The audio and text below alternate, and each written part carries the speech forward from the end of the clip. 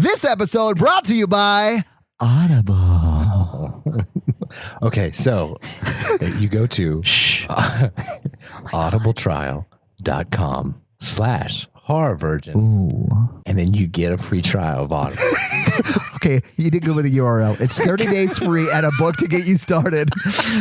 And for your book recommendation, I honestly don't know who's getting it. Is it Mikey? Is it Jen? Is it Mikey? Is it Jen? Is it Mike? Is it Jen? One? I read a book. It's called Go Dog Go.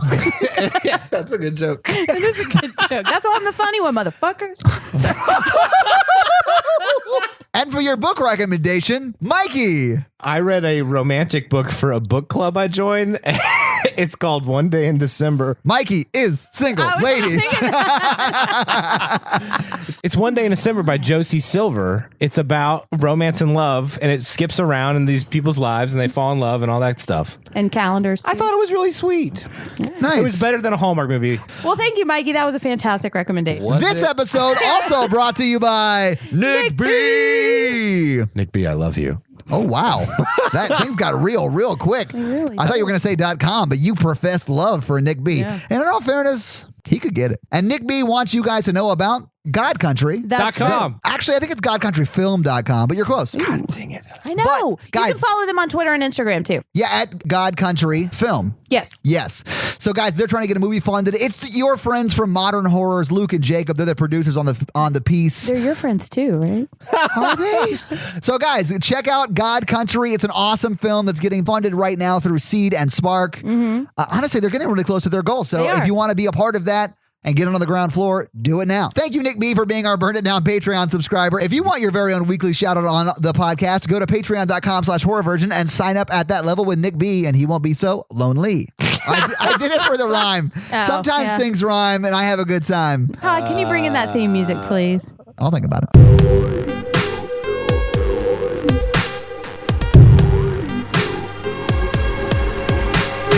Start from the beginning. All right, so The joke is, no, please don't.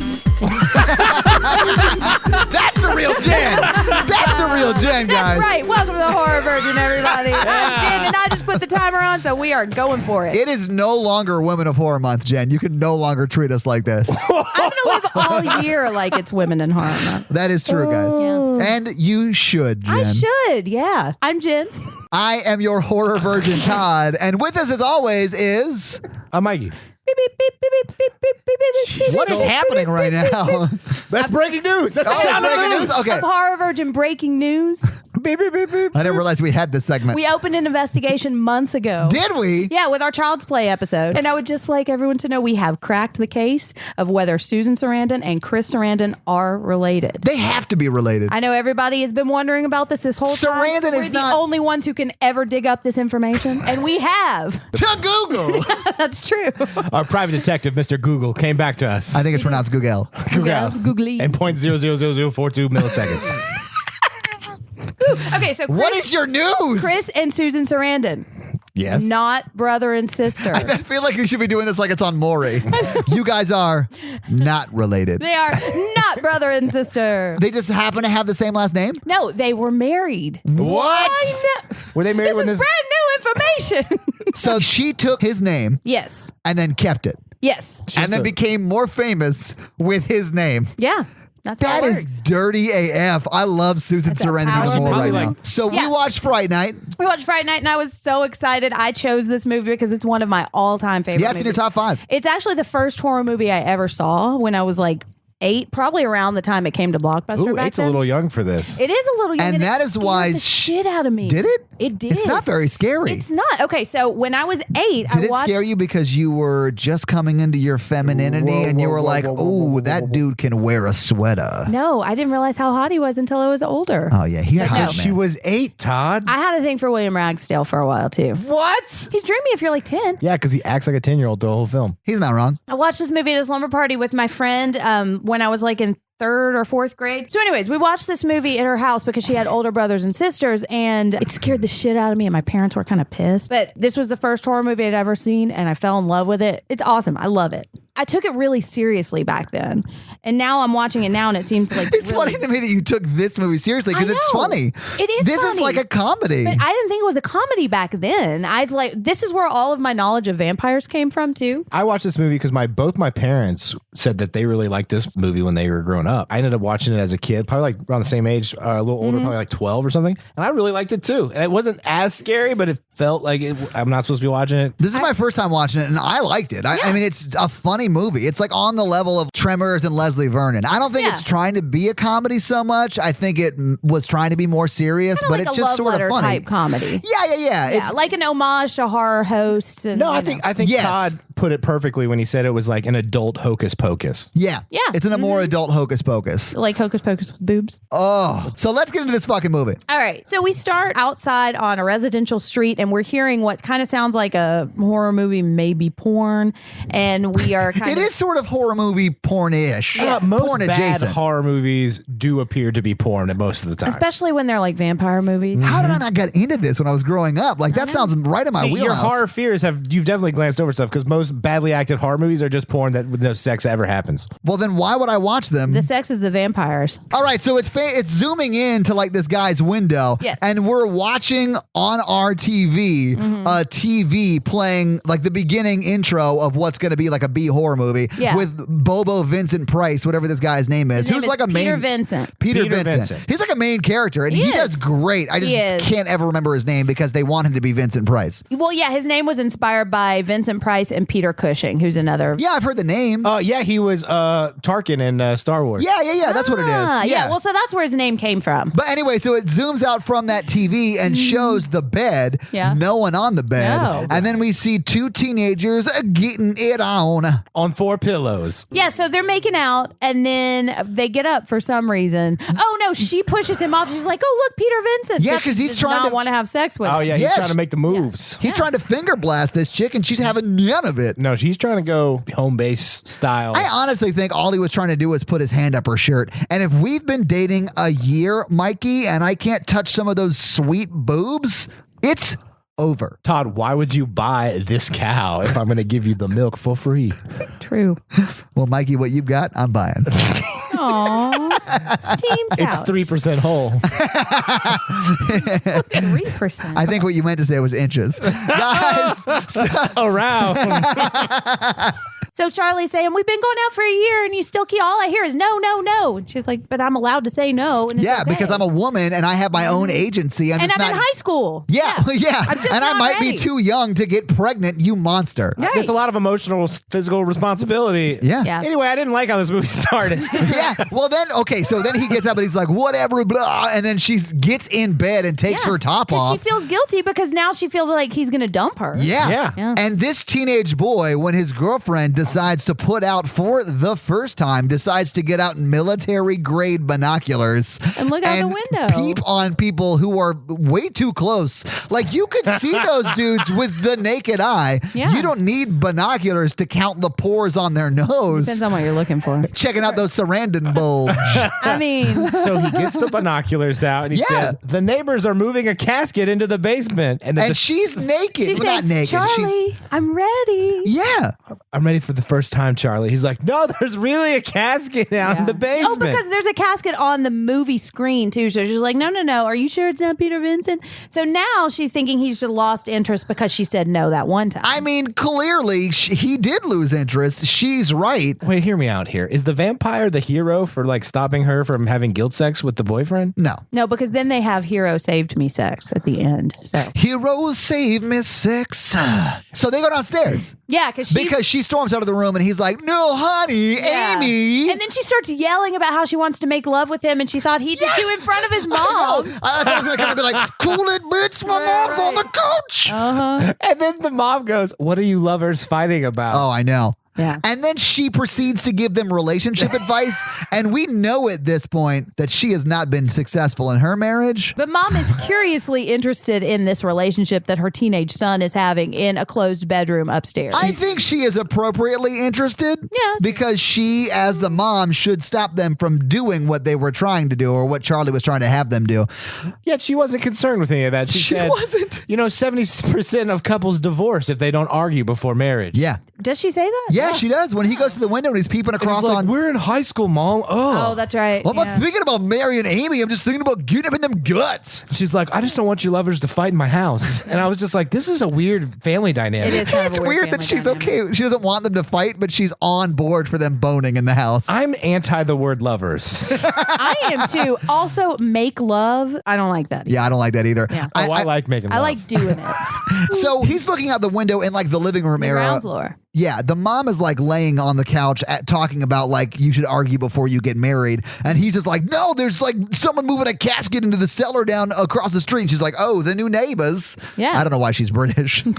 She's not British, guys. Also, Charlie's dressed in a collared button down, it's tucked into his jeans the whole movie. Yeah, Yeah. Charlie's dressed like he's 48 years old and has a Sometimes he has a respectable blazer. job Yeah. and drives a Dodge Stratus all the time. So he's looking out of the house and he's like, Mom, why don't you tell me we're having new neighbors? Oh, yeah. I don't like Charlie. I like how she doesn't accuse them of being a gay couple. She's just like, he is like a live-in carpenter. Yeah. And then No, she she said, does. just She my goes- luck, they're probably gay. Oh, yeah. She does. No, in my Oh, life. does she say that? does say that. Oh, so Yeah. she She's is down. cougering hard in Right. this scene. She needs a is. lover. I did not realize that. She's Oh, trying yeah, to she live does. vicariously through Charlie and Amy's relationship. Oh, yeah. Hot That's. I feel weird about that. I mean, I don't think you're wrong. I just think it's I'm gross. all right. Yeah. So Charlie's looking out the window, paying attention to the neighbors, and Amy's like, hey, I'm going to go. I guess I'll just see you at school. And he's like, yeah, whatever. And then she storms out, and the mom's like, well, that was mean, Charlie. And then it cuts to the school the next day. Yeah, Charlie and her have relationship difficulties throughout the, The rest whole of the film. movie, They do. because he treats her like shit. Yeah, kind of. He has ADHD. I have ADHD. So do I. So, like, I get it. Yeah. You're trying to, like, make out with your girlfriend. Somebody's moving across a casket across the street. You get distracted. Peter Vincent's on TV. Yeah. Yeah, it's hard to He's got the concentrate. TV on, the neighbors. There's like a lot of distractions. He's not taking his Adderall. I'll slow down. You're going to give Mikey some Adderall?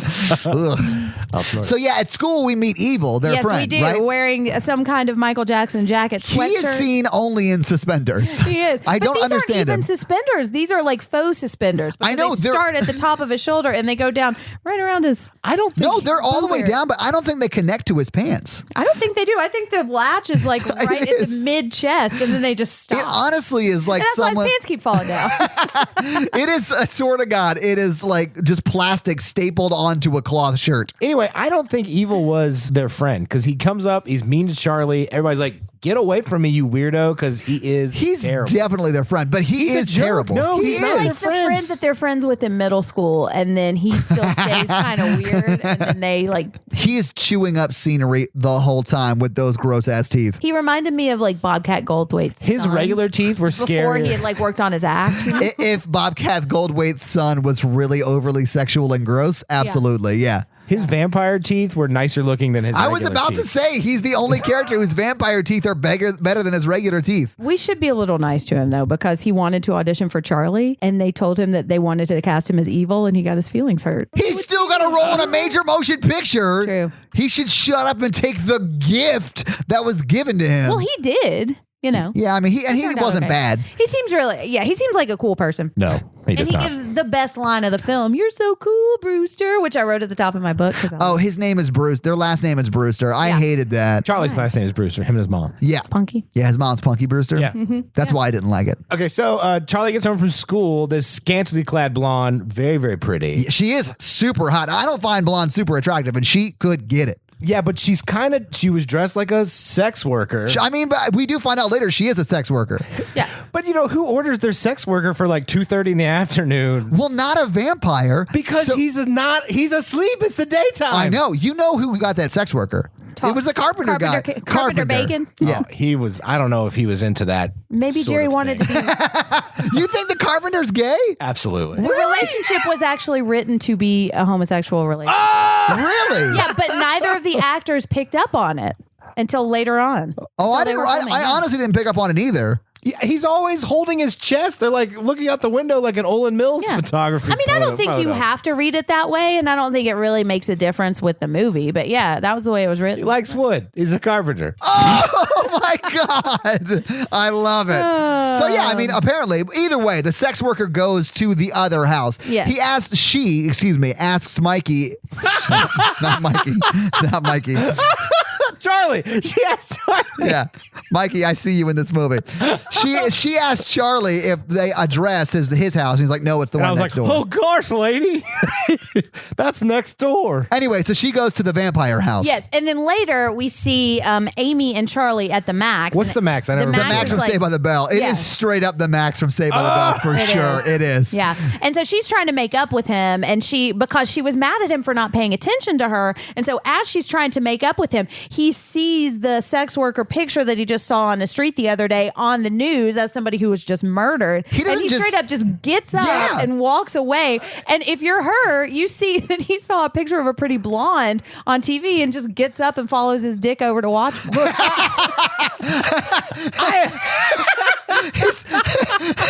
I'm just now I get to see Charlie like led by his dick. Oh, Like in Wayne's World. Yeah, exactly. It's like Dick O'Clock over there. I will defend Charlie a bit here. What? I've been on dates where there's like a wall of televisions Oh behind my the dance. God, Mikey. And I'm just like, it's like a scroll. I'm like, Mikey, stop going to Hooters on your dates. no, but like, any bar has a lot of TVs. Stop going to bars on your dates. I'm not spending a lot of money on a first date. Go to a coffee shop, you And monster. you're single? Jen, We'll take care of it. we need to have you with like an earpiece, and then we'll be in the bushes outside, like listening and helping you out. The little angel and the devil on your shoulder. Do you fight the patriarchy? Jen's all like, ask her if she believes that women should get equal pay. And I'm over here like, yo, dude, tell her she could get it. Exactly. That would be really fun. Yeah, so she gets real mad and smashes the sloppy Joe in his face. She said, this relationship is over. Honestly, she never breaks up with him, and she doesn't. should have twice by this point. Yeah. And we're 3 minutes into the movie. That's true, yeah. And at the max, she apologizes to him. She does. Which is insane. Anyway, let's move Yeah. on. All right, so the next thing we see is he's asleep in his room. He's got his porn on the floor and his binoculars in his hand and his quilt over him sitting in a chair by the window. But he's still dressed in a button-down shirt tucked into his jeans with shoes on. yeah, probably white sneakers too. He's dressed like a 45-year-old man. Yeah. He always looks like he's about to go to Radio Shack. So he sees Jerry somehow. Dude, Radio Shack? Yeah. So he sees Jerry through the window, and he's got a girl. Oh, yeah. And this is a good scene. no, she's guys. taking her shirt off. she is taking her She shirt is. off, and then she has her own agency. she does. She takes her own bra off and shows. So Charlie is in the window looking over there. And at first you might be like, maybe they can't see Charlie. But when Chris Sarandon orbs up on her, he sees Charlie. So she does. can definitely see Charlie. Oh, yeah. And she looking Charlie in the eyes from across the way is like, look at my boobles. Are you sure? I don't think she sees him yet because she's blinded by the beauty of Chris Sarandon. Yeah, Honestly- she's glamoured, right? So she is under her I think own it's pronounced agency. glamoured. Glamoured? Glamoured. Yeah. So then Chris Sarandon comes up behind him and he like basks his fangs in the moonlight, and then he's about to go. And I love honestly, this. there should have been one of those blings on him and then bit like, oh my God, that would have been so funny. So he's about to bite her in the shoulder, and I love this because he's biting, and then he just looks up and he freezes and he slowly. Every time Chris Sarandon does anything in this movie, I'm like, There are so many scenes where Prince Humperdinck is like doing things and it goes on way too long. So, anyways, he eyes up and he sees Charlie, and then he slowly, long fingernail pulls the shade down. Yeah.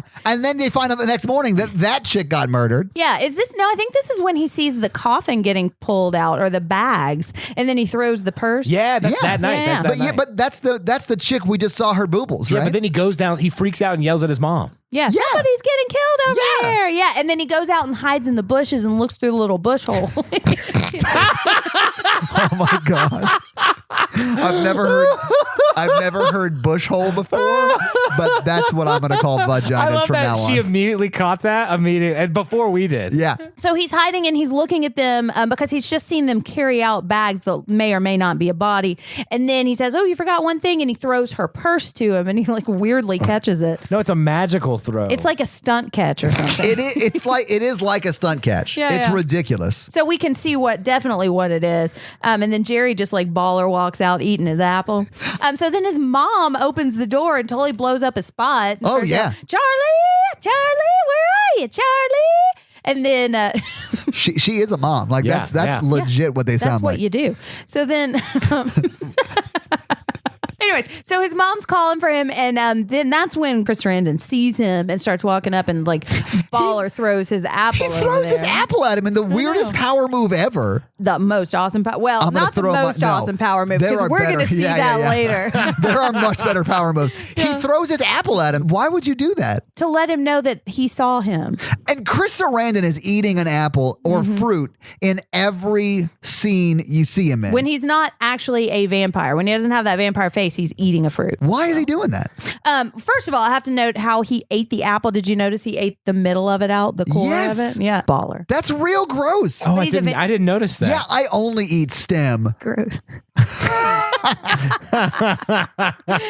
Okay, so anyways, yeah, this was an intentional choice for him to be eating fruit all the time, and I didn't know this until I'd heard this fact. So when they were filming this, the director Tom Holland encouraged them all to write backstories, and one of his backstories was that he was part fruit bat, so he liked to eat fruit as like oh my god, palate really? Cleansers. Yeah, after he'd like eaten people, you know. So he was a fruit bat. He was part fruit bat. Hilarious. That is real funny, yeah. But anyway, so Chris Sarandon's walking towards the bush where he threw his apple, where Charlie is, and then as he gets closer and closer, Charlie pops up and runs away like a child. Yeah, what is it? The actor invented Charlie's backstory as being just like a terrible runner. Yeah. And person. Yeah.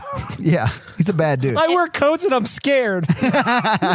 He actually broke his ankle on set at one point, so that might be whenever That's why he's running so gingerly. That might be part of why, yeah. I think it was like mid-production that he broke his ankle, so I'm not exactly sure when everything was filmed. But yeah, the next major thing that happens is that he tells his mom and he tells Amy, and they're like, Charlie, vampires don't exist. You're crazy. You're thinking this is a TV show. This is not the Bobo Vincent Price TV show. Right. And so then he says, which is called Fright Night. I don't know why I couldn't remember the name of the show. It's the name of the movie. Yeah. Exactly. That's why at the end he says it's Fright Night for real, because that's the name of his show. Yeah, exactly. My mind was like, what is the name of that fucking show? Oh, it's the name of the movie. Yeah. So he decides he's going to go to the cops, and he's not going to say anything about vampires. He's just going to say they're murdered. So the next thing we see This is ridiculous. Yeah. If you go to the cops and are like, hey, my neighbor murdered somebody, this cop is like, did he? Well, come on with me. We'll go find out together. Exactly. Let's go confront a murderer together in his own house. Insane. Yeah. So he takes Charlie to his neighbor's house and said, hey, your neighbor, this guy right next to me said you murdered somebody. Do me a favor.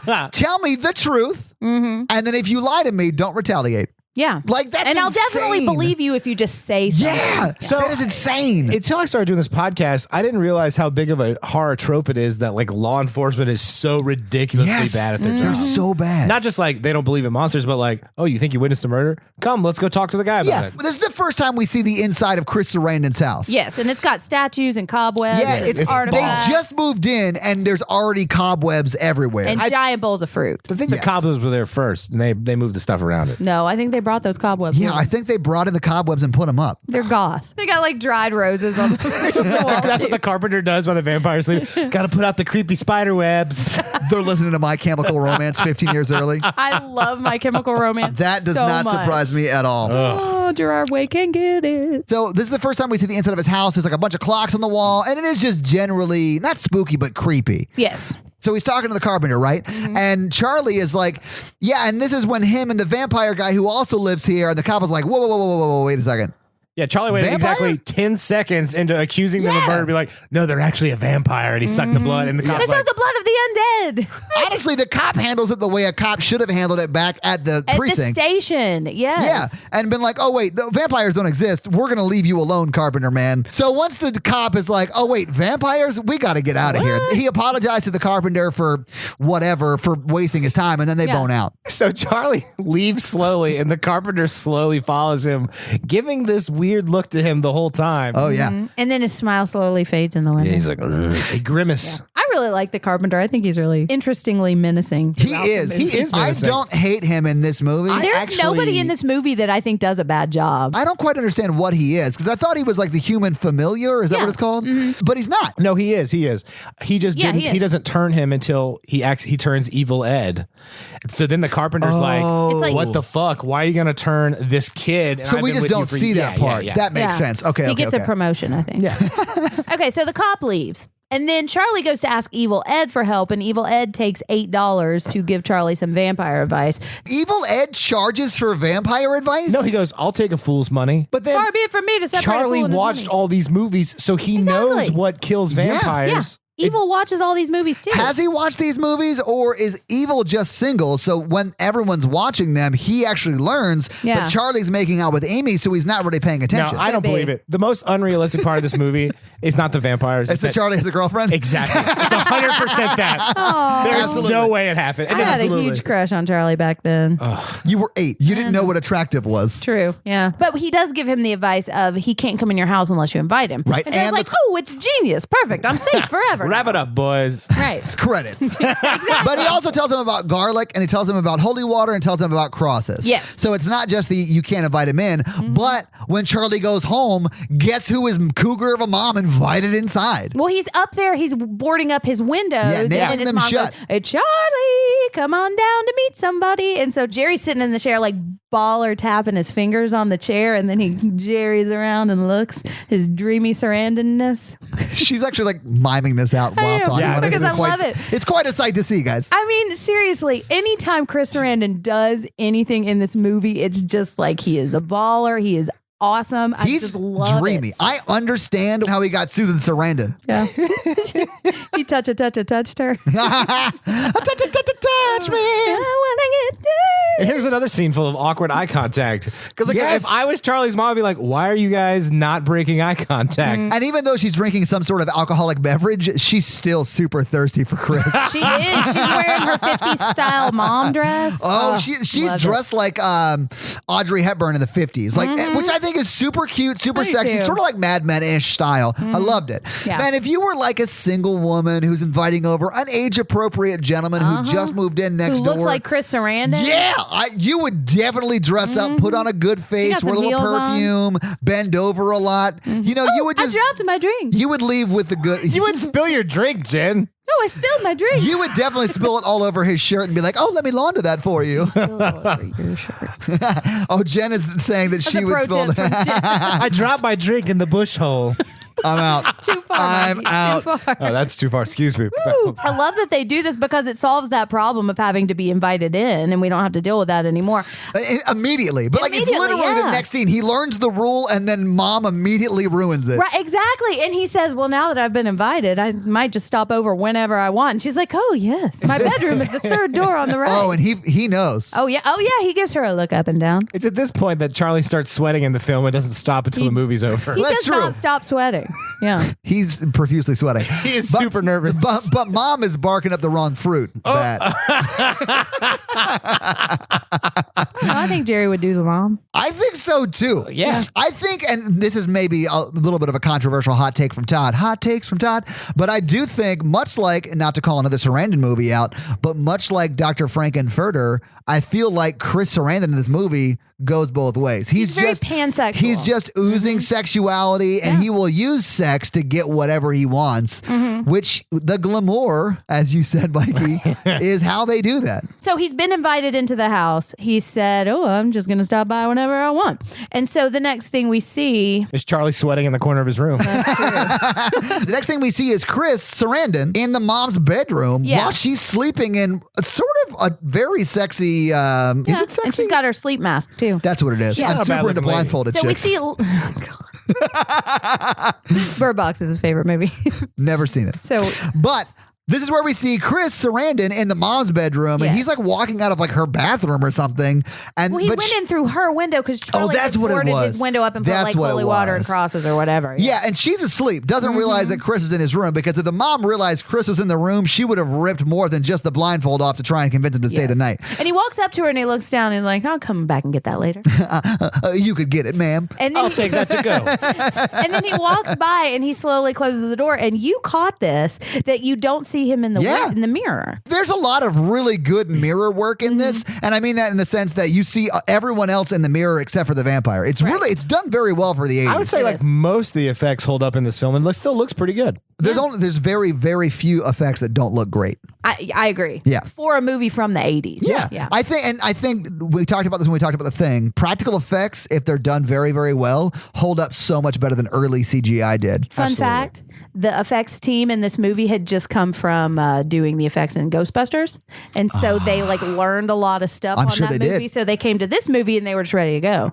Nice. All right, cool. And so then he closes the door real hard so that He, like, jams it. It He jams the into door. He goes, yeah, and then walks into Charlie's room. And Charlie has been hearing noises and he's creeping around in the hall. So Chris Sarandon is able to just sneak into his closet. Charlie's like broken at this point. He's just sweating, like sleeping, Yeah. and like Well, because he's not in nightmaring. his room, but his room has to be 1,000 degrees. Yeah. So he walks in all sweaty and he's looking out the window because Chris Sarandon's house is out his window. And he sees the light in Chris Sarandon's room Right. go off. And so then Well, he hears a yawns. scream and the light He goes thinks out, he's right? Safe. Yeah. And then his closet opens, right? and we you see see Chris Chris Sarandon Sarandon walk up behind him. Yeah. It's very I'd sexual. like to talk about something here because this vampire is not a bad vampire because he doesn't immediately try to kill this kid. He goes, No. look, I'm going to give you a choice. He strikes And a then he deal gives with me him. the choice that I didn't have. Yeah. I won't kill you if you just leave me alone. Yeah, you forget about me, I'll forget about you. In what movie does the the bad guy come out and be like, just leave me alone and I won't kill you? I mean, absolutely. He's like, listen, I'll definitely bang your mom a lot, but I'm not going to kill you. And I won't kill your mom either. It's like, any other stepfather story. Yeah, exactly. Charlie doesn't take the offer. No, he doesn't. He tries to get the cross. And he's no. I Yeah, he don't- does try to get the cross. Oh, first. does he? It's That's the how cross? Chris Sarandon knows that he's not gonna. No, I thought he knew because he stabbed him in the That's hand how with a he he stabs pencil. him after he grabs the cross. That's okay. when Chris Sarandon throws him into the closet. Why do you guys think Oh, that's Charlie right. didn't take this deal? Because he fights for what is good Yeah. and evil. Does he? And good and Like a knight in shining armor. No, from a long time ago. But That's why. Charlie's character hasn't been brave at all in any way, And shape, never or form. is brave going forward. Yeah. This doesn't make any sense in There the is movie. no hero's journey character arc for Charlie in this movie And at I all. wonder if he gets halfway through the movie and he's like, "Man, I should have just taken that fucking deal." Man. No, I would have been like, you know what? It sucks that people are getting murdered, but Yeah, Dude, sounds 3 good. minutes later, when he's getting choke slammed through his window, he's rethinking the deal he did not take. Yeah. Oh, the hero journey in this is Bobo Vincent Price. Yes. It really is. 100%. that's why when she was like the hero sex, I was like, there's only one hero, Yeah. and it's Bobo Vincent Price. Yeah. This is the scene that I remember as being just terrifying for me when he's in the room and he's starting to kind of like slightly turn into a vampire. It's creepy at first, and then I mean, if you're 8, she saw it first when she was 8. I well, get and that. then I continued to watch it a little bit.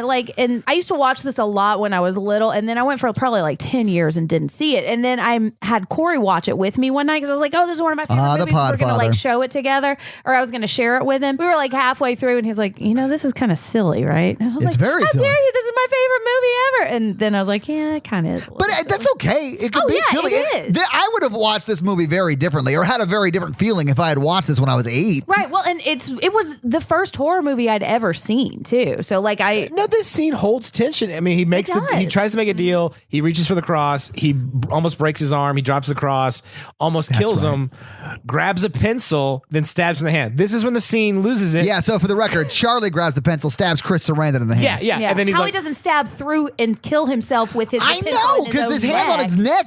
Yeah, absolutely. but then the vampire spins away, oddly, and then It's a weird character choice for the and then he's vampire. like, ew, you stabbed me in the hand. And then Why would you do that? And then the scene goes on for like a whole minute of them just making eye contact while his hands This is what I stabbed. mean. There are so many scenes that go on way too long, and you're like, what is happening right now? Even Jen was like, why didn't you just murder him now? And I'm like, Exactly, because when he's turned into full vampire once he gets hand stabbed, and then he hears the mom who's woken up because all of the rooms And she's banging on her door that's She is. jammed. He's like, and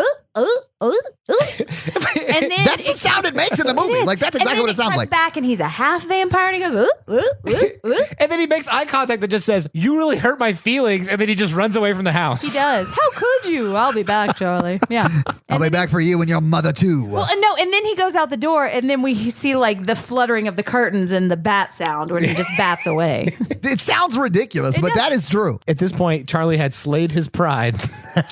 And so the vampire's like, I'm going to torture this guy and like really get my vampireness back. This movie alternate title was How Greg the Vampire Got His Groove Back. Yeah, exactly. It's like, Jerry. I got stabbed. Oh, is it Gary? It's In my Jerry. mind, he's Jerry. always, is it Jerry? With a G. What is this, Parks and Rec? I can't say Jerry Jerry's name right? Well, okay, but think about it. So this kid has called the police on this guy and said, hey, you've murdered 2 women. So if the kid shows up dead the next day, who do you think the cops are going to go to immediately? So like it does kind of create a problem for him to move into a house and his neighbors immediately die. Well, the neighbor who accused him of murder. Exactly. Yeah. So I can see him not wanting to kill this guy. That makes a lot of sense. Yeah.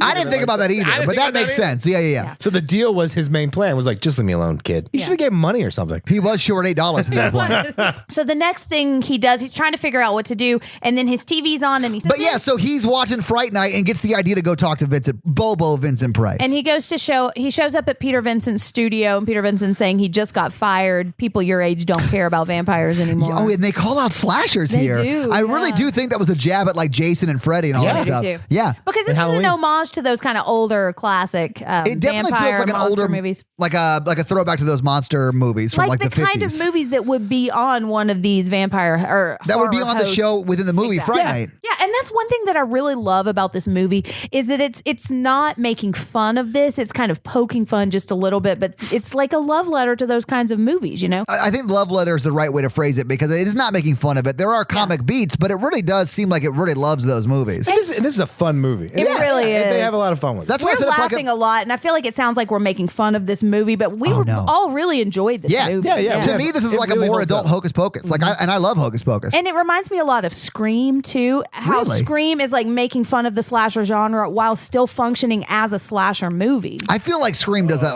a lot more Yeah, effectively. Scream's no. pretty scary. But what I'm saying is this is still functioning as a vampire movie. It's So- maybe a little more horror So comedy this than is to Scream monster is. movies what Scream is to slashers on This is to some vampire level. movies. Yeah, I think okay. so. So he goes to see Peter Vincent. He's asking Peter Vincent to help, and Peter Vincent says, no, you're crazy.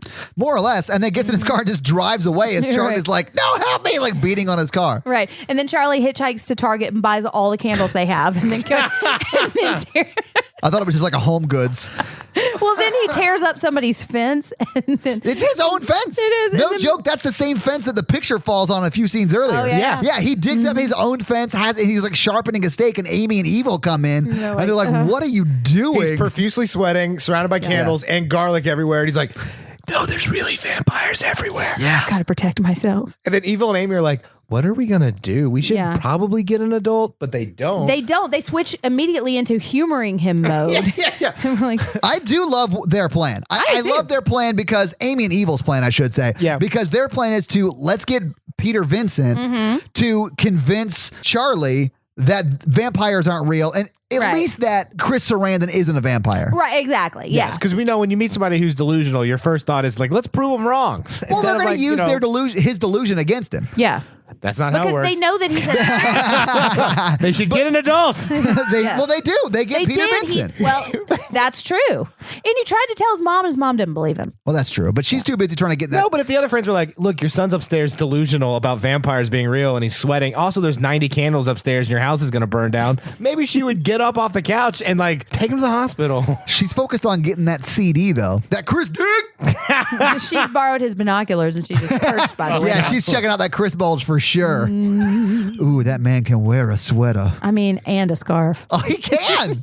He is dreamy in everything he Oh wears. my gosh, and we haven't even gotten to the disco scene. Hold on. Jen is fanning herself on her. I've been profusely sweating this whole I time. was wondering why you moved a fainting couch into the pod loft. This makes sense. Did Lost Boys come out before or after this? Before. Because Evil looks like the ugly younger brother of Kiefer Sutherland's character. It does sort of look like Kiefer Sutherland's character, yes. I think he looks a little more like Kevin Bacon. No, sorry. Lost Boys was 87. This was 85. This was 85. Oh my God, yeah. they ripped off Evil.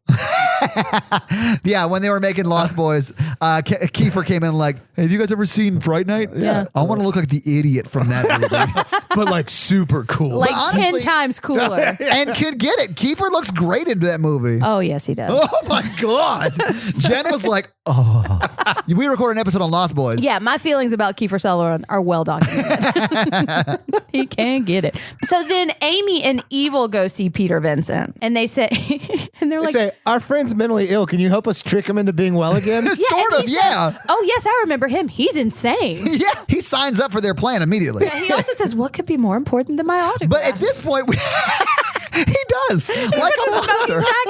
Yeah. I love him in this movie. He's great. I love him too. But in this scene, we find out that he's having financial problems. Yes, because he's gotten his eviction notice. Right? Because he got fired and immediately he's hit hard times. He had put no money. Like 80% of Americans, he is also living paycheck to paycheck no matter what he makes.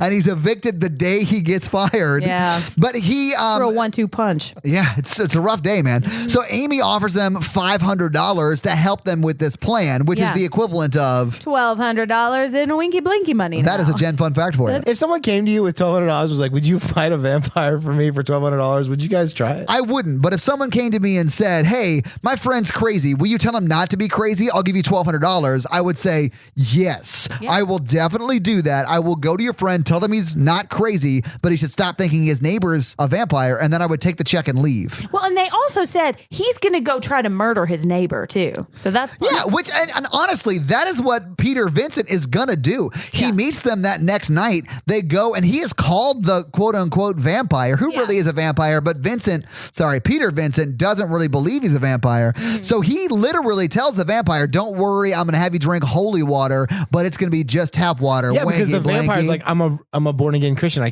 don't want any crosses in my house or holy water. Right, which that's fine, whatever. Religious, he's doing the religious exemption. To try to avoid any kind of religious objects to be used against him. Yeah. So Peter Vincent pulls up in front of the house, and the three kids are waiting there. Yes. Charlie's Evil, nervous and Amy. AF, sweating, even though it's outside. Charlie has I thought he was going to be here at 6. I thought he was going to be here at 6. Because it's summer and he keeps wearing sports coats. I know. Charlie has just finished his half marathon, and Amy and Evil meet him at Peter Vincent's car, which is a very nice car for someone who just lost their job and is getting evicted. Well, maybe he already finished the payments on it. Maybe. That's what He's like, I've got to live in this car, so I'm glad it's really nice. Honestly, that back seat could get it. Car poor. So they start walking over to the house, and this is when Charlie's like, what? You're not bringing your box with you? His your box stakes? of evil vampire? Your Vampire crosses kit? and your like wooden stakes. Yeah. Right. He's like, no, we're just going to have him. We're going to do a test. I can't kill him until we know for sure he is a vampire. So they have to prove he's a vampire. So they go up there, knock on the door, and the carpenter answers. And the carpenter's like, oh, it's Peter Vincent. Oh, I'm so happy to meet you. I'm a huge fan, which is funny because he kills vampires. So I bet Chris Sarandon and Carpenter don't like him very much. They know he's not a real vampire hunter. Well, I bet they watch his show and laugh like, these idiots don't know I'm real. It comes on late at night and they can't go out during the day. But look, Exactly. all of his information checks out because everything he tells people to do to kill vampires is how he kills them. Well, he even mentions that later on in the movie because he's like, well, everything else that works in the movies keeps working on these guys, so let's keep going. They all go into the house, and Chris Sarandon drinks some holy water and is about to holy water, quote unquote, it's really just tap water because we know. Holy water, winky, blinky. Blanky, blanky, yeah. So he drinks the holy water and it doesn't vampire kill him. And then he's about to just smash the vial in the fire. And Peter Vincent's like, no, I paid for that. Can I have it back, please? He's like, yo, I'm car poor. You can't go breaking my holy water vials. Right. At least they cleaned up the cobwebs while they were gone. That's true. Charlie's like, no, but I guess it's not real holy water. Yeah, And because then Charlie's like, no, that just wasn't real holy water. He is a vampire. This is what happens when you take an actual delusional person and argue with their delusions. This is why you shouldn't do exactly what Peter like, Price now is touch doing. the cross. Right. Charlie pulls the cross out, and Chris Sarandon and the carpenter are about to, they feel threatened, but then Peter Vincent immediately is like, how rude. Why are you doing this? And so they don't notice. This is where Peter Vincent pulls out like a mirror. It looks like It's his favorite prop from a vampire movie. Oh, is it? Yep. I thought it was like a makeup compact. Yeah. And he drops and he picks it up. And as he picks it up, he sees everyone except for Chris Sarandon. Yes. Because their mirror work in this game is on point. It is. It's really good. And that's how he knows. Yeah. And he's like, oh my God, he's actually a vampire. Yeah, and then he drops the mirror and it breaks and leaves a little piece behind. Yes. And then he hustles them out. And one thing we forgot to say in the scene is this is when Chris Sarandon sees Amy, the girlfriend, and is like, oh, you look like someone I knew. Oh, yeah. He had a painting that looks like Amy. Oh, yeah. Yeah. We forgot about that because that happened in an earlier scene. He's known from before, and he starts giving her the eye and getting all feely, and she says, he's so neat when she's talking to you. Yeah. Oh, he's so dreamy. Like, yeah. He is Yeah, neat. he is Amy. I'm experiencing things in my body I've never felt before. Yeah, that's when she became a woman. Yeah. She met him for the first time. Yeah. That's when a lot of us became women. Oh, how have we not mentioned that in every scene Vincent Price is in, he looks like someone attacked him with baby powder 30 seconds before it started. Now he looks like he has the Snapchat filter for being old on. Yep. Because he clearly has like deep brown hair. Yeah. And it just like someone took like a can of spray paint that was white and spray painted his hair. Yeah, Yeah. baby powder on his face. Yeah, it's ridiculous. And so when you see him in the older movies, like he's kind of looks young, you know? And so one of the reasons that he was excited to take this role is because the character got to play these different ages. He was like, I'd never played a character that old, so he signed up. I mean, that sounds cool. I know. And he's great in this movie. He really is. Yeah. He and He's Tom. the hero. He very much is the hero. So anyway, they scurry away, Bobo, Vincent Price, and the kids, and Chris Sarandon walks back in, steps on the broken piece of mirror, and realizes that they realized that he actually is a vampire. and now they know, we know, they know, we know. Yeah, exactly. Cut to outside. Exactly. Charlie's like, I know you know he's a vampire. Just tell me what you saw. Yeah. Because it seems like he's doubting his own sanity. It doesn't really go into it, but like Charlie's freaking out. On some level, yeah. Because there's a vampire next door to him. Bobo Vincent Price's demeanor has changed at this point as he's going to his car. Yeah. And I think that's what Charlie picks up on. Peter Vincent tells Charlie he wasn't in the mirror, and he's like, I'm not going to help you. And he just drives Yeah, and then off. he peels out, and they got to walk home. Yeah, he's very scared. So- and they do start to walk home. This is the part of the movie that confuses me. Is it because they have to walk home, which is literally next door? Right. But they go to like an urban district Why where do they there go are to alleyways? town? Yeah. They're walking Amy and Evil home. They don't live next door. And this sort of does add up if you think about it, because his car has been destroyed and they don't have vehicles. Right. She's got that scooter, but they can't all fit on it. No, it's She not a doesn't have that three-person kind of scooter. license. Charlie is not rational. She doesn't have a sidecar, Mikey. None of this makes sense. I want to ride in a sidecar. They're like, one day. all right, now that we know he's a vampire, let's go to town. Well, let's walk home in a creepy street. I really do think they're just trying to walk Evil they and are. Amy home. They say that. Let's walk Amy home Yeah. first. Yeah. So they're walking home, and then Evil gets the genius idea of cutting through a dark alley at night. He's an evil genius. He is an evil. Yeah, so Evil is in the alley, and this is one of my favorite scenes of the movie. Oh, this is when Scared Evil her. cries wolf. Oh, that's right. Yeah. Because he screams and he pretends that he got, and then Yeah, this is right after they separate. He's like, Right. I'm going to go down the alley because I'm not scared of everything, Charlie. He sort of like really shames Charlie. I live on the dark side. I live on the edge. Evil. So he walks down the alley, and then Charlie and Amy walk the other direction, and then they hear him scream and they run back. And he's like, oh, I think you got me. You're going to have to kill me. Kill me, Charlie, Yeah. by giving me a hickey. Yeah. Yeah. Ugh, It's evil. it's a little You're the dumb. worst. Immediately after they walk away from him, after he pranks them, that's when you see Dreamy Sarandon Just following dreaming behind around Evil. in the Yeah, alley. I have a problem that this vampire's name is Jerry. It's just really weird. They addressed that in the remake. Is it? They're like, that's a terrible name for a vampire. I mean, honestly, that's why I've been calling him Chris the whole time. Yeah, he's dreamy enough. He can pull it off. Okay, so he's going to get Evil in the alley, and he. Oh, I thought it was going somewhere else.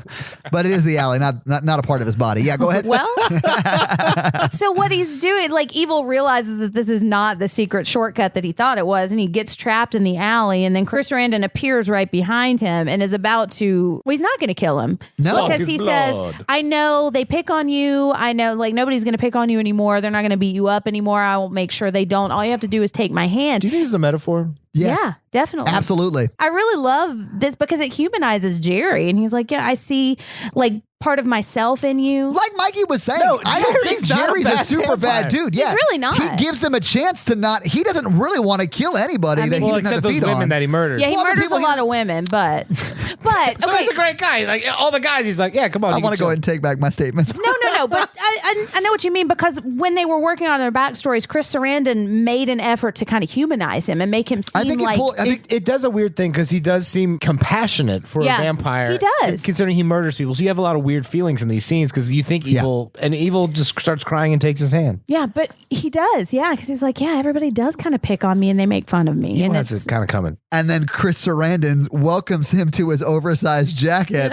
And then this is where we cut back to Charlie and Amy walking, and we hear Evil scream again. Yeah, why and they're is just Jerry- like, "Oh, he's why is- faking it. Why is Jerry dressed like McGruff, the crime dog? the trench coat is supposed to be an update on the.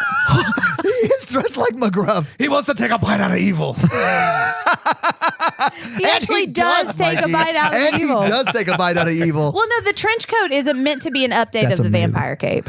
Okay. why they And he uses it like that. Exactly like that when he bites in evil. this scene, and that's when we made the joke that it was vampire size. But it cuts back to Charlie and Amy, and they're like, oh, he's just messing with us again. We're not going to fall for that. And then Right. there's thunder in the distance. Yeah, and they see that the fuse box right next to them has been just destroyed, and the lights all go out. And then they walk by the club and the restaurant. And No, they're chased. This is when they see Chris, and he's like, they're like, oh my God, we got to get out of here. So they run away, and he starts popping out like it's Three Amigos, and everyone's dressed like Chris Sarandon everywhere across town. And he's been doing all that cardio so he can make it work. He's not sweating. No, at all. He's the only person who doesn't sweat in the And whole he movie. should be the only one sweating because it's night in the summer and he's wearing a scarf and a trench coat. He should be Sarandon sweating doesn't so sweat. much right now. Chris Sarandon doesn't sweat. He doesn't sweat. He sparkles. He glittered. But yeah, so he chases them into this club. They have to go through the restaurant. Wait, this doesn't make any sense because how they get into the club is they go down a side street and like the chef is chopping vegetables. Mm-hmm.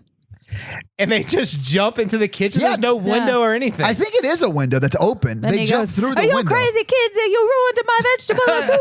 He does look like he is like Mario. Also, who's cooking at this like nightclub? Well, there is a waitress walking around getting orders and drinks and stuff. I think it's a restaurant, and then maybe there's an adjacent nightclub or something. No, I think the nightclub's I think it's just one of those clubs, and I don't know if these exist anymore, but I think it was just a club that served food. Yeah. They immediately run to the phone across the dance floor, and he's like, what's the number to Peter Vincent? And then, Next, we see Evil show up at Peter Vincent's house.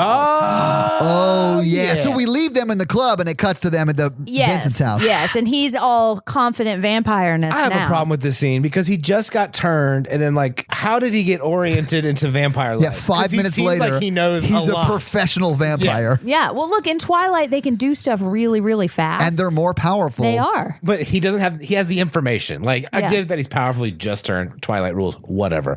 But he's like, Team I was Edward. told to go do this, this, and this, and this, and this, and this. And I read my vampire guide. And this is what I'm doing.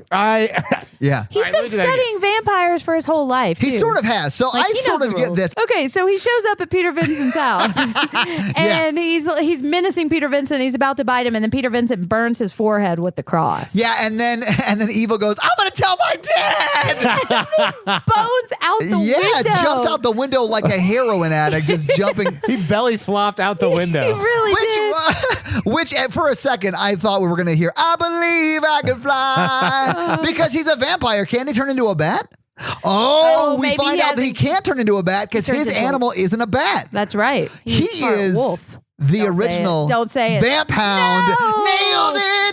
Listeners, Moving I'm on. sorry. Aw. That word's not important, Todd. Okay. But then it cuts back to Amy and Charlie in the club, and Charlie is calling Peter Vincent. and Amy's getting glamoured And away. Amy is getting along with everyone watching the movie. Amy, Chris Sarandon comes in with his sweater. He's taking his trench coat and his scarf off. He's got his oversized neck sweater. And this whole scene is so slow and it's very erotic and it's like 80s erotic music. just let her go. I'm letting it happen. Honestly, I've never seen someone rock a potato sack, Yeah. which is what Chris Sarandon is wearing. Yeah. And he comes up behind her, and there's a gif of this too, where he like takes her hands and he like crosses them over her, Oh, and yeah. then they start like booty grinding. That's one of my moves. Oh, she She turns is back into it. Yeah. And then he like pulls her skirt up and like starts. She's getting finger blasted on the dance floor, guys. There is some legit awesome mirror There work in is, this. Yeah. So they're dancing for a long time. Oh, And yeah. this is the scene that takes a long time that I don't mind so much. Yeah. And we were all just watching it and I was like, oh, it's my favorite movie. I love it.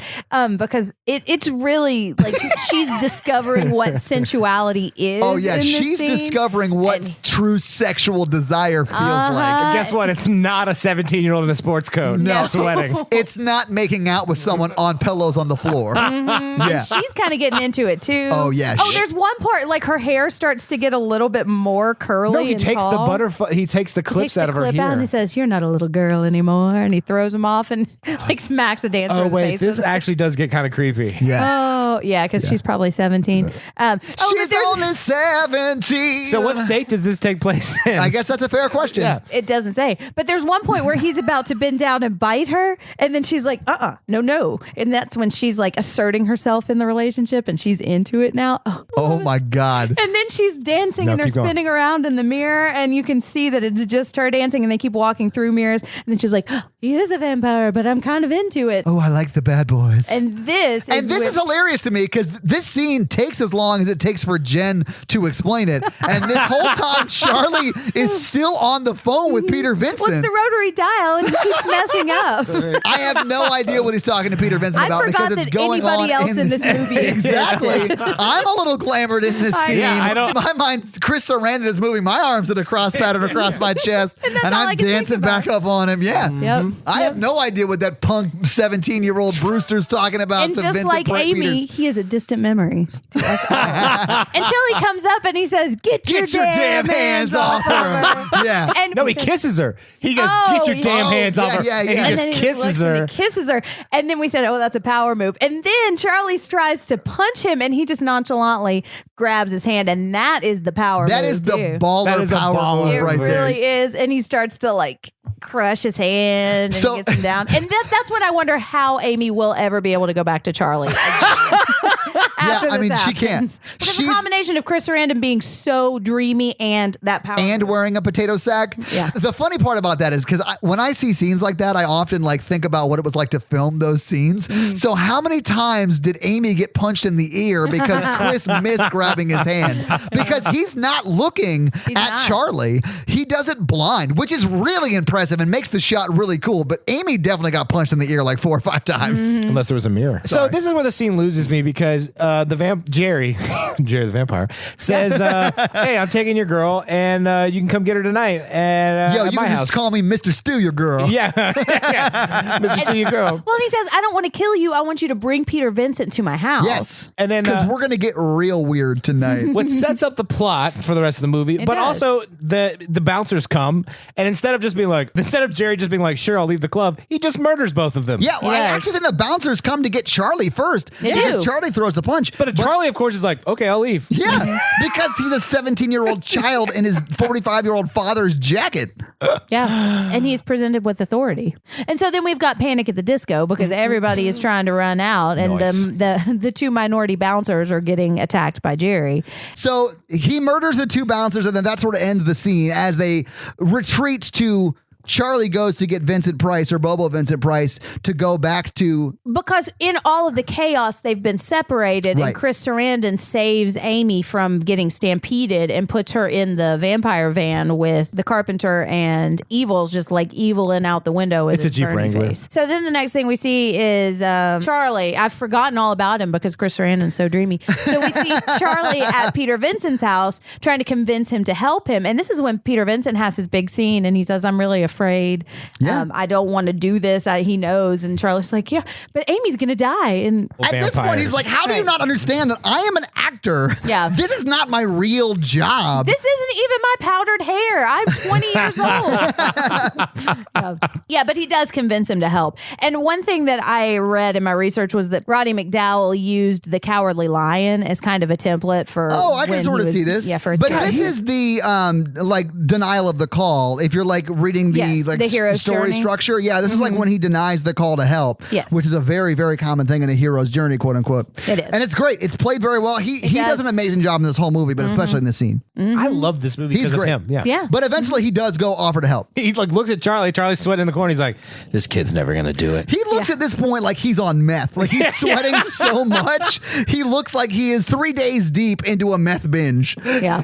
He hands him a bottle of water. He's like, "You need to hydrate, bro." The Yeah. sweet- If we're going to do this. So the next scene is when we have Amy on the rug with Chris Sarandon. So I'm going to let Jen explain it to you because it gets real sexual. It really does. Yeah, she wakes up and she's wearing this dress, like this new dress. It's super hot, man. That white dress with no bra. It is, yeah. And so he comes in and he's like, oh my gosh, I don't know if I can actually describe this. So they're like kissing and kind of like, you know, Yeah, tell me more, Jen. Yeah, they're having some fun rug time. And there's one point Whoa! It is where back you in the day. see from behind You see from What do you her see from point of behind? view, What? you Oh. see the back of his head, and he's kind of bending over, and then she kind of jerks up a little bit, and you think that he bit her. It's not. And then you turn around and you see he hasn't bitten her. That was something else that he was doing that made her kind of jerk up a little bit. Woo! It's the first time she's ever been touched by a man, Jen. No. Jen makes this scene, and it's a sexual scene, sound more sexual. Yeah. Oh my gosh. Yeah, I just imagine a little 8-year-old me watching this scene. Like, oh my gosh, is this what grown-ups are like? It is. Yeah. But then he does eventually. She takes her top off, and he does eventually bite her. On the shoulder. Yeah. I don't understand what's up with the shoulders. Why do they bite I shoulders? feel like It's they were not just trying to tickly. like. It's not tickly on the shoulder. Maybe, I don't know. But anyway, so she is starting the turn process when Yes. Vincent Price and She's getting sex turned. she's becoming a woman while Vincent Price or Bobo Vincent Price and Charlie show up. We should say she is a high school student in this movie, and that is not okay. And he's 2,000 years old. I know. Well, I don't think they actually have sex for the record. No, yeah, you're right. She There's- probably got finger blasted by him and then bit. But Still there wrong. was no. Still not good. Not that. Right. Yeah. That's fair. That's fair. This is when Peter, Vincent, and Charlie show up. Charlie's outside about to go in, and then we see Peter Vincent, and he says, "Peter Vincent, vampire killer, reporting for duty." And Oh, he's got his cape and all that crap on. And Yes. he pulls out his gun that was a real prop in Orgy of the Damned. Was it? Yeah. Does he say that? Yeah. I feel like Oh, I missed most that. orgies are pretty damned. Pretty damned awesome. Oh my gosh. I got to give it to you. That was pretty funny. But I also am obligated to roll my eyes when those kind of jokes Yeah. come up. All right. So then he shows up and they're creeping up the steps and they make the creep on the steps and they're like, well, what? We can't go in the front door. Let's sneak in the back. And then the door swings open. He says, oh, it's too late. So then they walk in. I love when you act out the movie because you do a great job. So they're on the steps and Peter walks in and he's like, welcome to Fright Night. And he's saying it like Peter Vincent does. And then he goes and leans against the banister and he says, for real. He's so dreamy. He is so dreamy. I love Oh it. my gosh, I know. Everything he does in this movie, just like eat it up, man. Peter Vincent's got his cross and he says, it doesn't work if you don't believe, which is where I first learned that is true. And I was confirmed when I read Salem's Lot because that is true. But then he crushes that with his Crushes it hand. because Peter Vincent doesn't believe. But then Charlie does believe. And so he backs up. But then we've got Carpenter on the back. Yeah, Richard Carpenter comes up. He's all like, Oh my And God. they're telling him, you back up or I'm going to shoot you. And they shoot him in the forehead and he falls down the yeah, you steps. think he's dead because he, Yeah. up to this point, every scene we've seen him in, he has been human. Before they human. shoot him, they do a little foreshadowing here because Charlie's like, well, what if he's a vampire? And Peter Vincent's like, well, we've seen him in the day, Charlie, duh. Yeah. Yeah. Stop being so stupid, Yeah. Charlie. This is why Amy went with the man. Exactly. Yeah, this is when Peter Vincent decides he likes Chris Sarandon Yeah. too. Yeah. So, anyways, and then Chris This is Sarandon, just like one big nightmare that Charlie has one night. It's like a night terror. That's why Yeah. he's sweating the whole time. His neighbor moves the in. emasculation of Charlie. is- Yeah. The hero's journey is that he gets up the nerve to have sex with his girlfriend. He definitely denied that call in the first scene. Okay, so then Chris Sarandon runs away, and we see Carpenter sitting up, and he's Terminatoring up the steps, and they keep shooting him, and it's not stopping him at all. And this gun puts out more smoke than like a smoke machine does. It's Because insane. it was an orgy of the damned. Okay. That's how it works. They end up stabbing him through the heart with a stake. With the fence part of the fence, post. yeah. And then he starts green melting all over the place. Yeah, I don't think I understood that, but it was a cool effect. It was really cool. And it dissolves his entire body and his skull like scoots across the floor. Every vampire in this movie dies differently. Okay, so I have a fun fact about this. When they were filming this scene, he still had all that green goo on him, and they didn't have time to clean it off before he had to go, and he had to stop and get gas at one point. And he came out getting gas with all this green goo stuff on him. He looked like he went on an episode of Double Dare. I know, that's what I you was said thinking. Double Yeah, Dare. yeah. yeah. So he gets boned, and then they go up and find Amy, right? Oh no. Carpenter, I think, has pushed Charlie off the steps, and then Peter Vincent runs out of the house to get That's help. right. And then Chris Sarandon picks Charlie up and goes and dumps him on the rug with Amy, and And then locks him in the room. Oh, yeah. said Jerry just comes down and beats up Charlie, and then Peter Vincent just runs away. Yeah. because he hasn't become the hero yet. Yeah. Oh. Yeah. And so then Charlie turns over Amy and sees that she's a vampire, and he goes, No!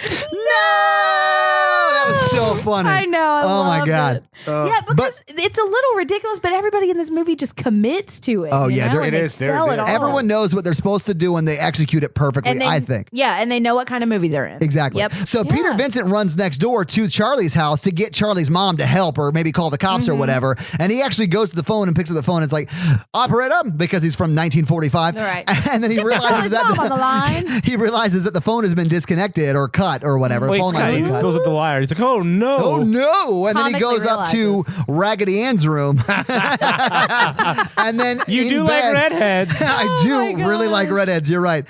So he shakes Raggedy Ann, who it's He not even a shakes Raggedy rolls her. yeah, it's not even a convincing wig. It looks like a Raggedy Ann, or like a mop. It looks like a mop. It does look like a anyway, mop, but it's like a yarn evil. mop. Yeah, it's evil vampire, and he's like, "Ooh, I cut the phone line," and then they have this fight between them, and then Peter Vincent runs out of that room and falls down on the On the awning. right there's before the- the chandelier Crushes and a living table, room too, like a Yeah. little hall table, and that's where he gets the table leg that will eventually become the stage. Yes, and we realize at this point the reason Evil didn't turn into a bat when he jumped out the window is because his animal Patronus. is a wolf. His Patronus. His animorph. Yeah, his animorph is a wolf. So he runs out as a wolf and starts running at him. But only in slow motion. Well, yeah. Unfortunately for him. Unfortunately for him, badassery. because it seems that Peter Vincent can go regular speed. He Yeah. just stabs him as he falls over him and goes into the chandelier and then falls down. And this effect was really good It was. of him sort And of sad. stabbed. It was sad because it was a wolf, but he was stabbed and then transforming back into a human. It was done pretty well. And it was a long time, and you could It feel was a like, very long because scene. they keep going to the next stage of his makeup, Yeah. you know. But and every time you see he's really hurting, he's in a lot of pain, and he's sad, and he's kind of pleading, "Don't kill me." And I think this is when Peter Vincent like really kind of comes into his own as a killer, and he's As the boy cries dying on the floor, Peter Vincent goes, yeah, I love killing. And I remember the foot of this scene. Remember they show the foot transforming back into a human foot? Yeah. It's It done in looked one good. shot. It looks great for It 1985. does. And you see the monster with a human hand reaching out too. Yes. Yeah. Now I remember when I was little, I did not like this scene. This It was my pretty least. spooks. It was well, I don't like this kind of body horror thing, which is like when we were watching the Yeah. thing. This is not my thing. This time I'm watching it. It's an emotional scene too. Yeah. So I really like it, and it makes me like Evil's character. This scene and the scene in the alley makes me like Evil's character. Yeah, a Evil lot. cries. Why? Like there's tears running down his face the whole time during the scene. Yeah. Anyway, so he completely transformed back, and he's just sitting there naked. And Peter Vincent pulls out the stake from his heart and walks to the other house. He's like, you know what? Fuck it. I Yeah. killed a teenager. I can take out Jerry. Yeah, he's like, But he is sad about it too. He is Like sad you can about it, tell yeah. that he's affected by He's it. like, you know what? Vampires are trouble. I'm gonna go get rid of them. Yeah. I am a vampire hunter. Killer. So anyway, he goes to Dry Ice House now Yes. and walks in the front door ready to kill Jerry. He walks up the steps to where Amy and Charlie are there, and Charlie's awake, and he's like knocking on the door. Yeah, Charlie's and locked in that room. Yeah. Yeah. Charlie walks over to the door that's locked, and Peter Vincent is like, hey, make a lot of noise. Yeah. I'm going to try and break down the door. I which think we're a little out of order, but yes. So they end up breaking Amy because out. the carpenter's still alive when he does Right, that. because they're hearing that from the vent. Oh, shit. But shit, that shit. happens. I think Ed, And, I think Ed dies first before the carpenter. Yeah. Well, so Evil this Ed, is when they yeah. go over and they're all on the steps, and Chris Sarandon smashes through the big stained glass window at the top of Yeah, the because he steps. was outside like lurking around as they were saving Amy. Well, not really saving Amy, but unlocking the room so they could bring her out of the Here's room. a critique of this movie. He should just stay inside. Yeah, I'm not sure why he fucking goes house. outside. Right, like Jerry, you don't have to peep outside the window. You can just come inside. Maybe he's afraid of the cross. Maybe You're he just afraid of the wanted to cross. jump through the stained glass window, which honestly, I would do it. sort of leads to his undoing. It does, because we keep seeing the cloudy night behind him, and then we cut back, and it's all of a sudden dawn. well, this is like behind the him. shots between Peter Vincent and him as he breaks through the stained glass window. Peter Vincent has his cross there, and he's Yeah. like, that's not going to work on me, but it slowly starts to work on him Because because now Peter Peter Vincent Vincent now believes. starts to believe, and he believes that That the he can fly. sun can shoot lasers.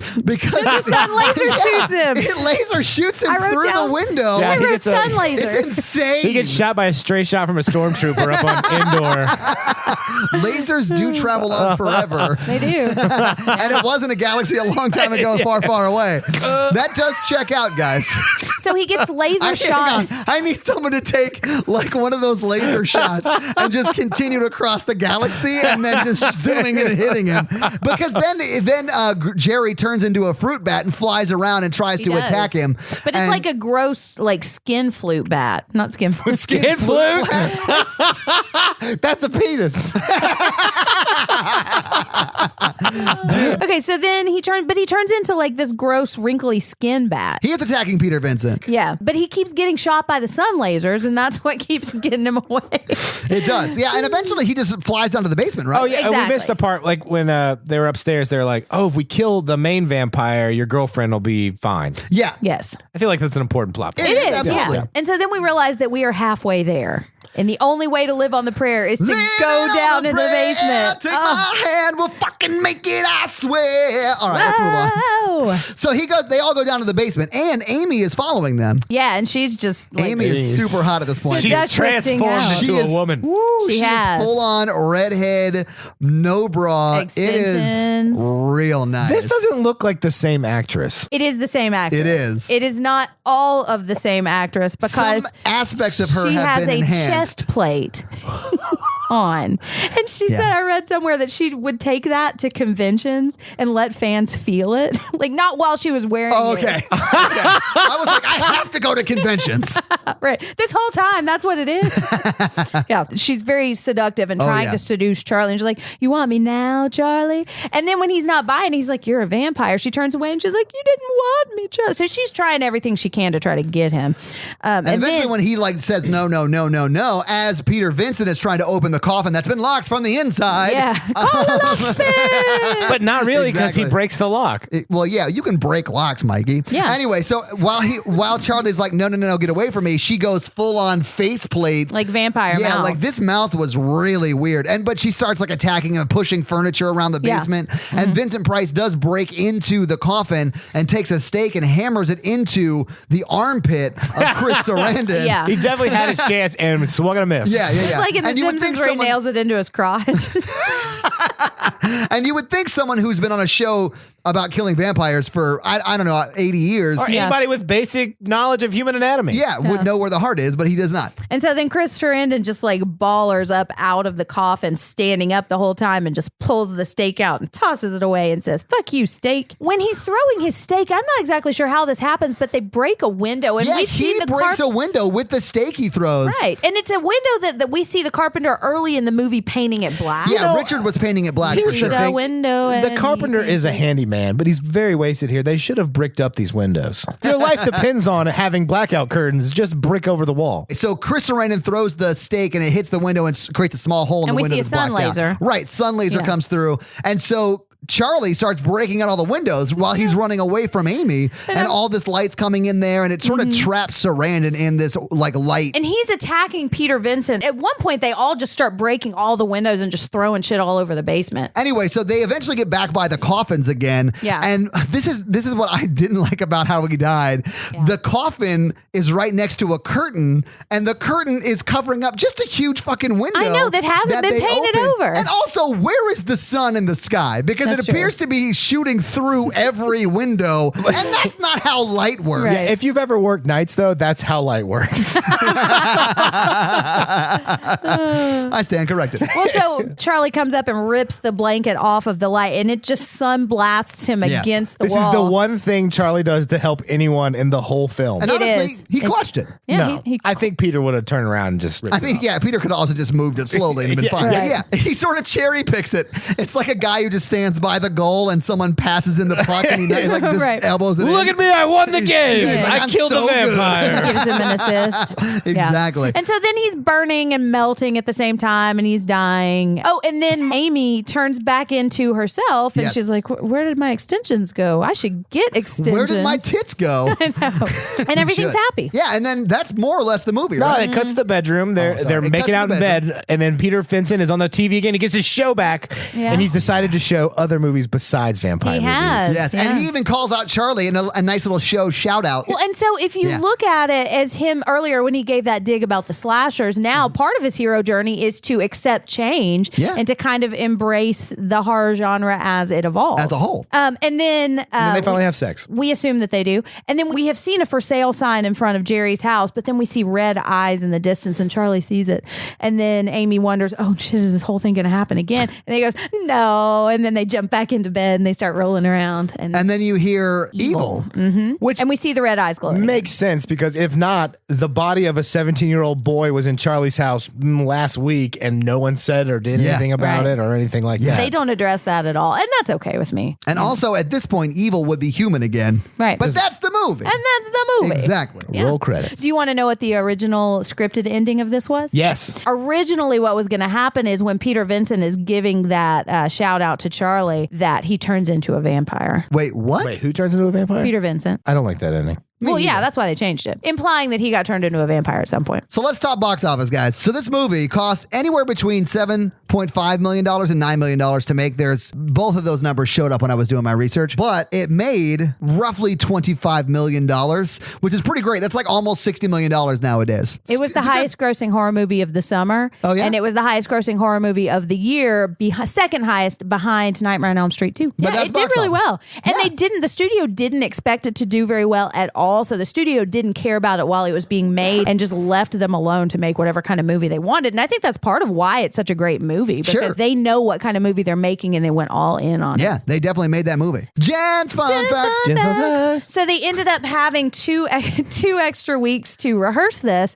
And so what they did was they started reading through it on a stage. And this is when he had them write all of their backstories. So once they started filming, it didn't take very long to film because they'd already worked a lot of the movie and out. stuff. Yeah, and they'd already worked out their characters and everything. I would And pay money to read Charlie's backstory. Yeah, I would like to read everyone's backstory on this, especially Jerry's. I bet it's very sensual. Oh, I His bet is it very good. too. I mean, Charlie's is just like, I have no idea what he Yeah. Like, it feels like he didn't do his homework and he's like, I wear coats. If you want to know more about this kind of stuff, there's a documentary about the making of this movie called You're So Cool, Brewster. I'd watch that. I would too, yeah. Charlie Sheen auditioned for Charlie. Oh, yeah? That would have worked way better. And didn't get it? I don't know. I like William Ragsdale. That's amazing. No, Charlie Sheen would have been so much better. I don't know. He's kind of insufferable. It would have been better. We talked about Peter Vincent's name, but Peter Vincent and Tom Holland, who's the director, who also directed Chris Sarandon in Child's Play, Roddy McDowall and Tom Holland became like lifelong friends and ended up at a dinner party with Vincent Price there. What? I know at one point Tom Holland introduced him to Vincent Price. He was like, yeah, you were great in Fright Night. I loved it. It was like an Really? homage to my character. Yeah. it was That's cool. amazing. I know. It was a really cool story. That has to have been such like vindication for Roddy McDowall. Yeah, that would have Yeah. been amazing. Yeah. That would have been awesome. So there's a remake there was a couple of years ago. 2014, I think. that I really liked. I don't like it as much. We'll do it at some point. Colin Farrell is the vampire. But there's also a Bollywood remake of this. What? I know. Can we watch that? Do an episode on that? My Bonus sister episode? and my niece and nephew are super into Bollywood movies. Are they really? So when I go visit them, we'll occasionally watch them. They're hilariously awesome. Okay, so we talked a little bit about the effects, but the contacts that they wore were like back when contacts were first being invented, and they were super painful because they had to be so They thick. honestly look a little thick like Chris Sarandon. Oh yeah. Oh. Well.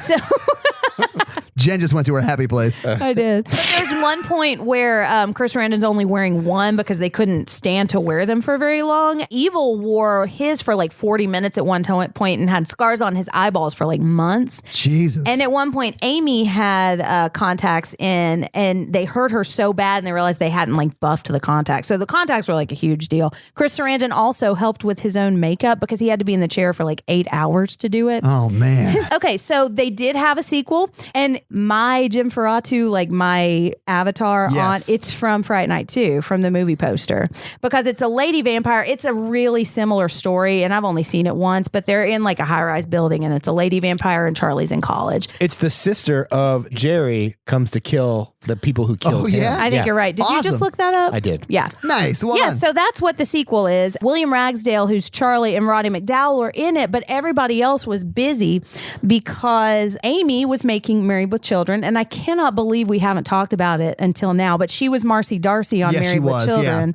She was making Married with Children. Chris Sarandon and Tom Holland were making Child's Play, and Evil was making 976 Evil. Do you guys remember that movie? No. It's like this old horror movie. I've heard of it. I don't think I've seen it. Yeah, he was the star of that movie. He also ended up doing some hardcore gay porn. What? On. Yes. Oh, that trench coat really messed him up. Wow. He never came out of that alley. So anyways, so the sequel did well. Okay. They were going to have a third sequel.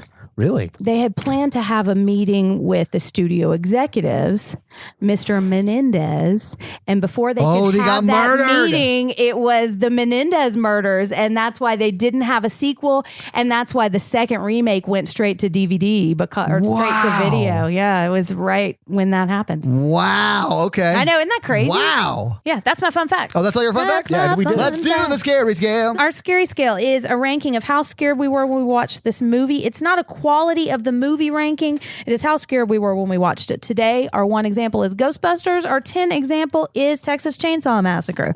All right, Todd. I would say a 1. I wasn't scared at all during this movie, and I thought it was great.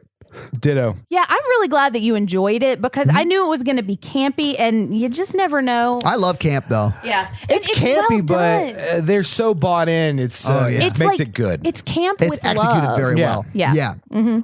It's a love letter to heart. So 1-1 from Yeah, I Mikey. give it What a do you one. say? Okay, now 8-year-old Jen would have given this a That's 10. not how the scary I know scale it's not works, how it Jen. works. Why don't we but bring in 8-year-olds to watch films with us and let them rate it? I'm out.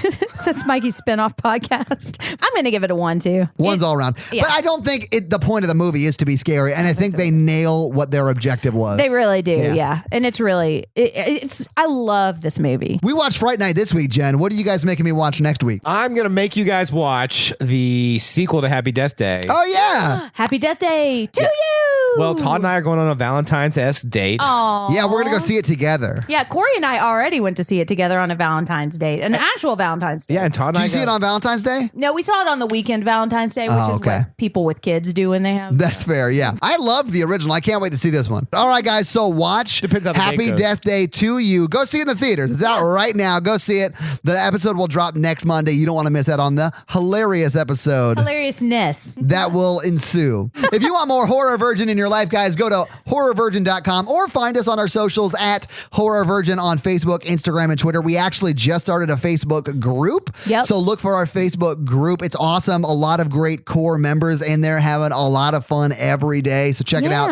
And if Please you're join us somebody there. that hates Facebook, I hate Facebook too. And I have just joined, and this is the only thing I'm a member Me of. too, honestly. That and the Cult Podcast group too. Well, and so if you don't like Facebook, you can still join the group and just not do anything else. That's sort of what I do. So join that. We've had like horror questions of the day. Yeah, it's been really fun. And people sharing what their favorite movies are and favorite gory movies or favorite scary insecty movies. It's been a lot actually of fun. been pretty fun. Yeah, It has been Getting into super social fun. media with you guys has been like I've learned Twitter. I feel like I'm like learning Twitter. Yeah. So if you want to follow Mikey on Twitter, now that he knows how to tweet, it's at mrandolph24 on Twitter and Instagram. Yeah. Jen is at Jen Ferratu on Twitter and Instagram. And I am at Todd J. Awesome on Facebook, Instagram, and Twitter. So follow us there. Yep. Also, I mean, obviously at Horror Virgin on Facebook, Instagram, and Twitter. And of course, that Facebook group. So everybody go to our website too. We mentioned it earlier, but we've got links to our merch store and we've got links to the blog too. Actually, merch is like 30% off right now. I'm It not really sure if it is. is when this episode drops, but right now it is. If you guys want to support us on Patreon, it's patreon.com/horrorvirgin. We got a lot of great perks there, a lot of great exclusive Patreon stuff. Yeah, you get to help pick what movies we watch. Yeah, a lot of me watching trailers. Yeah.